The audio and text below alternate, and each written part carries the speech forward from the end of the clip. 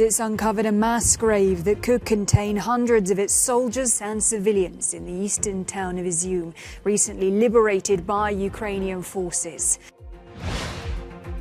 And after a massive drop in tourism due to the pandemic, foreign visitors are returning to Turkey, but hospitality businesses are facing different challenges.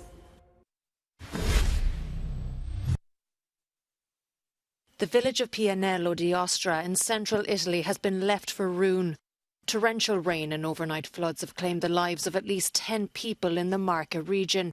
4 others are missing, including 2 children.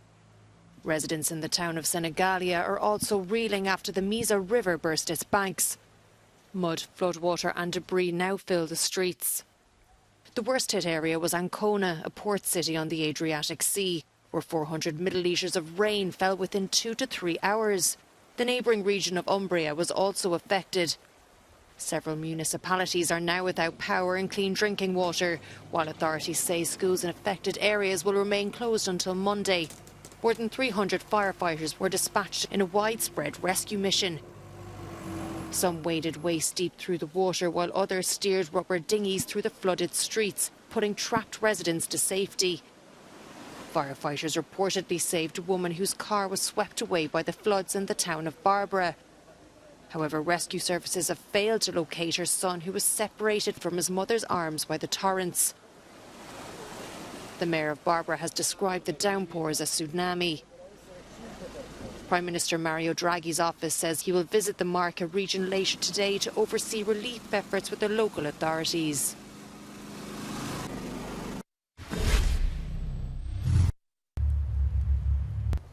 Ukrainian authorities say they have found a mass grave close to the recently recaptured town of Izium in the Kharkiv region.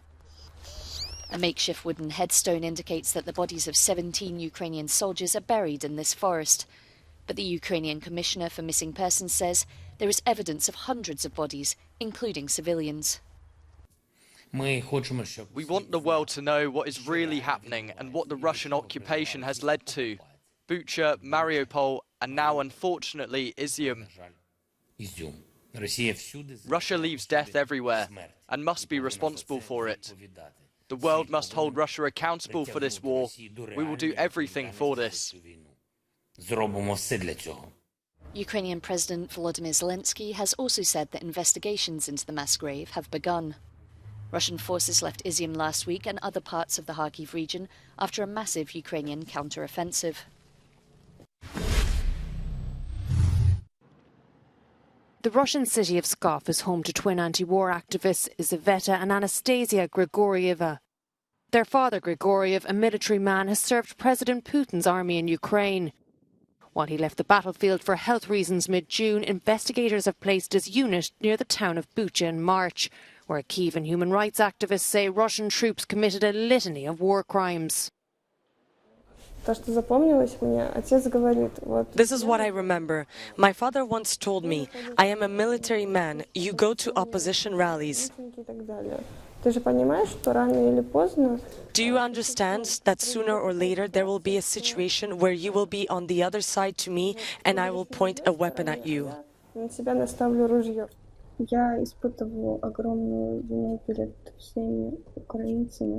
feel enormous guilt for all Ukrainians. I feel sorry that they have to go through all of this all the time.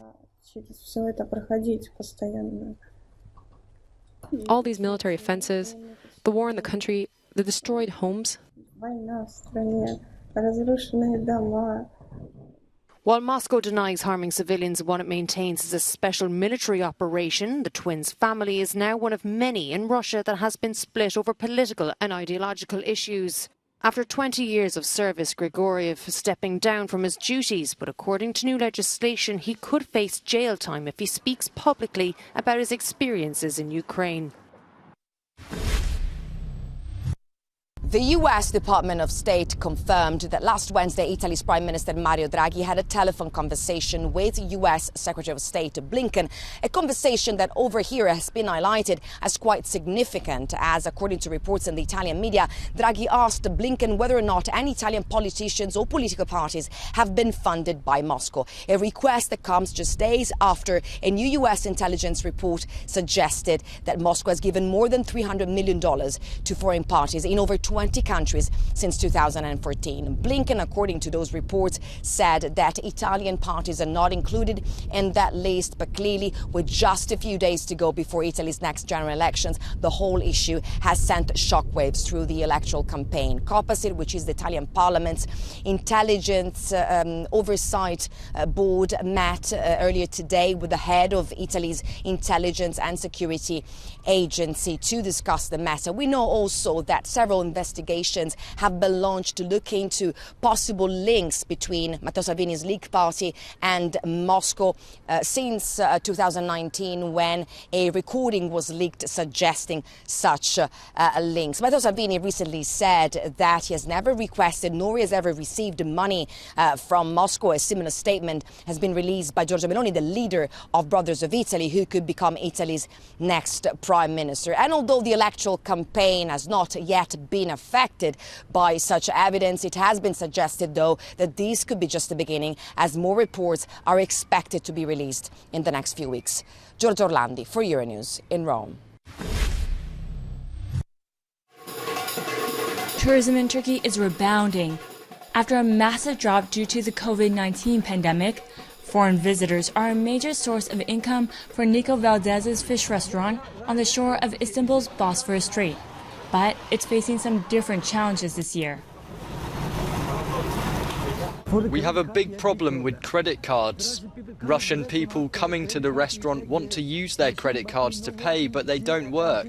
I'm not happy about it, and nor are my guests. It's a difficult situation for Russians.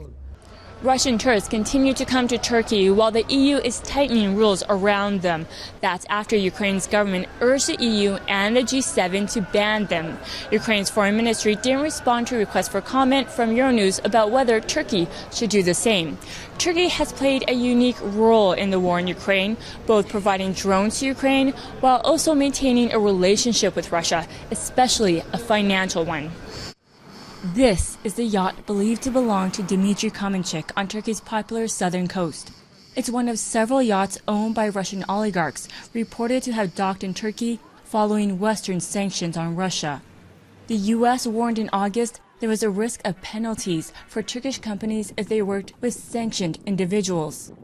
Ankara dismissed the concerns, stating it would improve trade with its neighbors while not going against sanctions.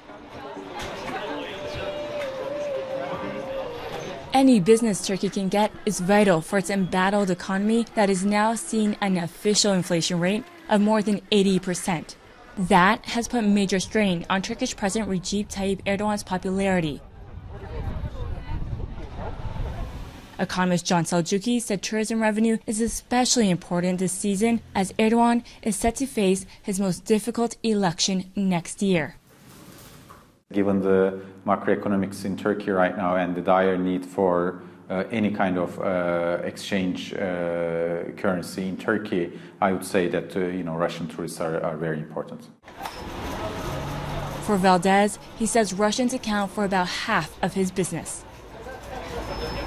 We have a very bad economy, but Russian tourists coming here means we can earn money, which is good. Very nice. Christina Jovanovski, Euronews, Istanbul.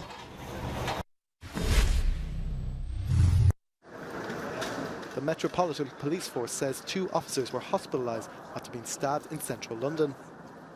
The attack occurred around the Leicester Square area, around 6 a.m. local time. A man in his 20s was arrested on suspicion of causing grievous bodily harm and assaulting an emergency worker.